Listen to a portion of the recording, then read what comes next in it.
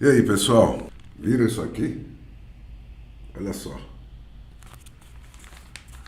O PCC agora tem fiscal de rede social e corregedoria interna e busca unidade ideológica. Cara, o crime organizado aprende rápido. Está cada vez mais parecido com o crime hiperorganizado que são os governos. E essa aqui? Viram também? Olha aí. É difícil cumprir o limite de idade no Instagram, diz o Zuckerberg. Ontem ele estava lá sendo torturado, né, porque ele está viciando as criancinhas e tal. Bom, o que o Zuckerberg poderia ter dito se não o óbvio, né? E hoje estavam lá o Lula e a Companhia Limitada aí lá na Índia, né, batendo nessa mesma tecla para conseguir o que querem os autocratas do mundo, que é barrar os menores de idade das redes para proteger as criancinhas. As plataformas de redes teriam que criar um método para saber a identidade real de todo mundo que entrar na rede, né, e acompanhar todos os movimentos de cada um que entrar na rede para saber se eles estão ou não entrando em lugares proibidos para menores. A China consegue isso, gente. E porque consegue manter 1/5 da humanidade sob o mais estrito controle, fazendo só o que o Xi Jinping quer. Ou seja, o sonho de todo ditador, né?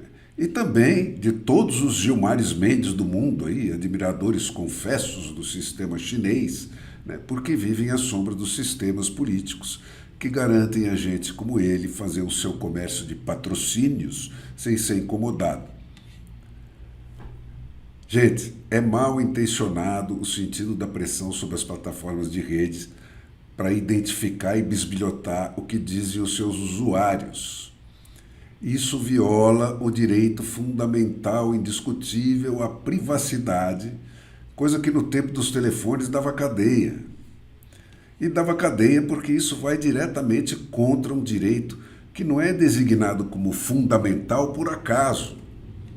Essa definição traduz a identificação precisa da semente primeira de sustentação de todos os sistemas de opressão, de tortura e de sangue impostos aos muitos pelos poucos, né, ao longo de toda a história da humanidade.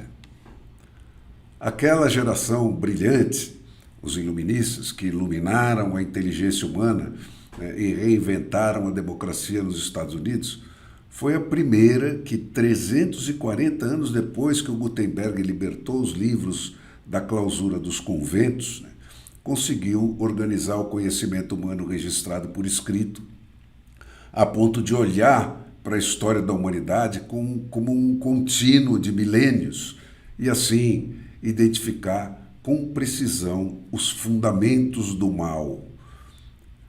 A rede, gente, é uma reprodução matemática do mundo físico. Ela incorpora, portanto, todos os perigos do mundo físico. Tá, viver é muito perigoso. Viver sempre foi muito perigoso. E viver com liberdade implica riscos difusos de que cada um tem que se defender no âmbito da família e no da disciplina pessoal. O problema real das redes, gente, a única ameaça real que as redes impõem à democracia é o tanto que nesse alvorecer desse novo mundo aí, ainda despreparado para domar essa ferramenta, ela facilita a concentração do poder econômico e do seu irmão siamês, que é o poder político. A concentração de poder econômico e, mais que ela, a concentração do poder de comunicação é que é a ameaça real. Mas os arautos do totalitarismo não querem endereçar, né? Querem apenas se apossar da ferramenta e do poder de controle que vem com ela. Cara, desconfie de tudo que vem com esse carimbo de prevenção do crime. Vamos saber por onde anda, né, e com quem conversa e o que diz cada criança e cada jovem, coisa que só se consegue sabendo tudo isso também sobre cada não jovem, né, porque pode ser que ele seja seduzido, que ele compre uma droga ou que ele use algo que o governo acha que ele não deveria usar antes de fazer 18 anos. Isso em vez de pegar e punir o traficante, o sedutor ou o bandido depois do crime cometido. Vamos desarmar a população inteira em nome da segurança, porque todos e cada um podem, em dado momento, conjecturar cometer um crime, em vez de punir com rigor quem de fato usa uma arma contra outra pessoa e deixar o resto da humanidade em paz.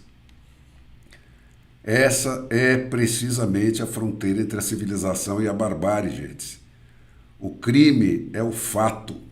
Só o fato de fato ocorrido ou não pode ser concretamente provado como tal. Policiar a suposta intenção conduz diretamente ao arbítrio, à tortura e à opressão, como os brasileiros desse início de terceiro milênio estão comprovando na pele. Os governos de hoje invertem essa equação. Prendem e expõem todas as potenciais vítimas e dão mole para os poucos agressores de fato. Tudo isso, gente, é decorrência de, na esmagadora maioria dos casos, serem os bandidos que estão no poder, porque na esmagadora maior parte do mundo a força continua valendo muito mais do que a lei. O que vocês acham que o Lula encontra nesses fóruns multilaterais aí que ele frequenta? Um monte de heróis da democracia, da moderação, da desconcentração do poder? Um monte de altruístas interessados em proteger os direitos alheios? Um monte de zelosos e obedientes cultores do império da lei acima da vontade do chefe da sua gangue? Ou uma esmagadora maioria de trapaceiros, de ladrões, de assassinos e de genocidas? Pois é, cara. Para essa gente, é vital para que isso não mude nunca, que os fortes explorem o medo que eles semeiam com a conversa do vitimismo. Ninguém é responsável pelos seus atos. Cabe ao governo garantir os meus direitos, inclusive o direito à incolumidade, até dos meus ouvidos. Eu não quero que digam para mim, isso é crime, que me digam qualquer coisa que eu não goste. E até em relação às intempéries. Se chover e cair um raio na sua cabeça, a culpa é do governo. Isso acaba mal. Isso acaba muito mal. 576 anos depois da invenção libertadora do Gutenberg, e só porque surgiu uma tecnologia nova que requer uma reforma no modo de educar, uma geração que se sente impotente para controlar as coisas com os recursos que ela conhecia do passado, parece disposta a se deixar empurrar de volta para o mais negro passado da humanidade.